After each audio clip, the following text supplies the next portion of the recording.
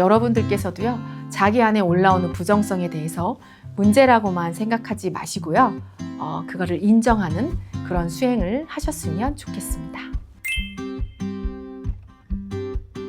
안녕하세요. 영채마을 식구 여러분, 영채마을 스텝 김영희입니다. 오늘은 여러분들과 부정성을 인식해보는 그런 주제로 이야기를 해보려고 합니다. 부정성도 사실은 마음의 하나이기 때문에 누구에게나 올라올 수 있고요. 당연히 인정을 해주어야 합니다. 오히려 부정성이 문제라고 생각하는 그 시각 자체가 문제가 될 때가 되게 많은데요. 이 부정성이 인식이 돼야 우리 안에 긍정성도 인식이 되고, 어떤 상황이나 사람에 대해서 올바른 판단을 하려면 그때 이 부정성이 필요합니다. 그래서 오늘은 제가 부정성을 청산하고 인식한 방법들에 대해서 여러분들하고 이야기를 해보려고 합니다. 제가 부정성에 대해서 몇 가지로 정리를 해봤는데요. 첫 번째는 우리 스스로 부정적이라고 생각하는 마음이 나를 부정적으로 끌고 간다는 것입니다. 예를 들면 저는 중간에 포기하는 거, 그만두는 거에 대해서 굉장히 나쁘다고, 부정적이라고 학습을 하면서 자랐습니다. 그래서 어떤 일을 할 때 포기하면 안 돼, 포기하는 건 나쁜 거야, 이런 식으로 많이 마음을 쓰면서 살았어요. 그래서 어떤 일은 끝까지 해내는데 도움이 되기도 했지만, 제가 장기 레이스를 하게 될 때 이런 경우에는 예상치 못한 결과를 가져오기도 했어요. 왜냐하면 포기하고 싶고 그만두고 싶은 마음이 인간 안에 누구나 있기 마련인데, 그걸 너무 억누르다 보니까 갑자기 올라오는 번아웃 증상이나 힘들다, 하기 싫다는 마음에 끄달려가서 지금쯤 막판 스퍼트를 해줘야 되는데 포기하게 되는 경우, 힘이 빠져서 할 수 없게 되는 경우들을 많이 경험을 했습니다. 예를 들면 대학교 입시 공부를 할 때 초반에는 막 미친 듯이 해요. 하기 싫어도 포기하는 건 나쁜 거야, 끝까지 해내야 돼, 이러면서 열심히 하는데, 그 하기 싫고 그만두고 싶다는 마음을 인정을 안 해주고 나쁘다고 수치를 주면서 무의식 속에 버려버리니까 나중에는 한꺼번에 올라왔어요. 그러면 제가 컨트롤하기 힘든 그런 상태가 되더라고요. 예를 들면 몸이 진짜 아파서 꼼짝을 못하게 된다거나, 공부하는데 도저히 집중이 안 된다거나, 그런 경험들을 했던 것 같아요. 그래서 여러분들도 나쁘다고 생각하는 마음이 부정성으로 나를 끌고 갈 수 있다. 그런 부분에 대해서 좀 생각을 해보시면 좋을 것 같습니다. 두 번째는요, 내 안에 어떤 인식 안 된 마음이 부정성을 올리는 경우입니다. 예를 들면 저 같은 경우에는요, 엄마나 선생님은 완벽해야 된다는 그런 관념이 있었어요. 왜 그랬냐면, 제가 어렸을 때 저희 엄마가 집착이 세고 독재가 세시니까 제가 하고 싶은 것 하고 어머니가 저한테 시키고 싶은 것이 충돌을 하면 집착을 심하게 쓰시면서 어머니가 해야 된다고 생각하는 쪽으로 저를 많이 지도를 하셨어요. 그러다 보니까 제가 제 뜻을, 제 마음을 많이 버리고 억지로 그거를 따라 하다가 좋은 결과가 나오지 않았을 때 엄마를 엄청 원망하고 엄마 자체에 대한 부정성을 많이 올리면서 엄마에 대한 신뢰성이 많이 떨어졌던 것 같아요. 그래서 이 마음이 제가 수행하면서 어떻게 부정성을 올렸냐면, 제가 위대한 이슈 스텝인데요.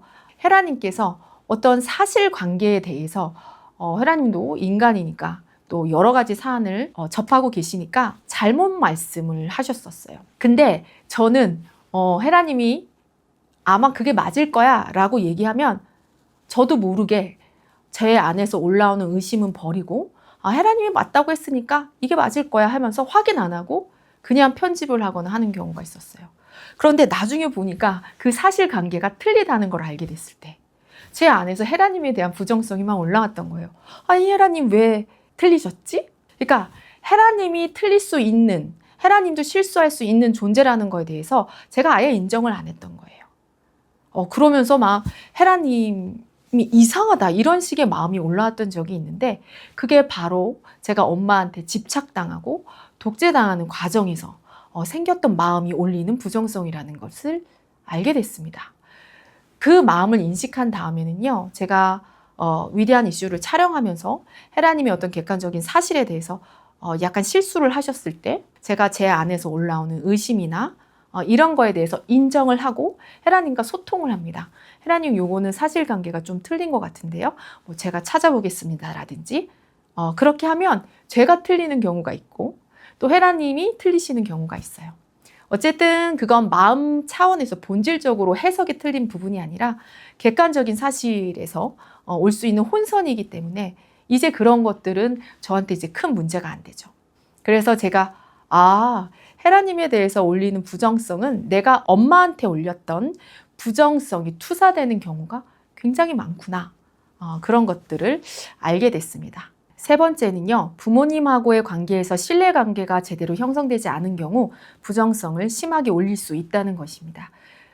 자라나면서 특히 어릴 때 부모님으로부터 충분한 보호와 사랑을 받지 못한 경우 굉장히 부정적으로 되는 경향들이 있어요. 그래서 여러분들이 어렸을 때 이렇게 학대를 당하거나 폭력을 경험한 경우, 완전히 버림받거나 방치된 경험을 하신 분들은 누군가를 믿는다는 게 되게 어려우실 거고, 수행에서 특히 스승님에 대해서 믿음으로 가야 하는 게 바로 이 깨달음의 공부인데 그런 것들에 대한 의심이 많이 올라오시는 경우가 있을 거예요.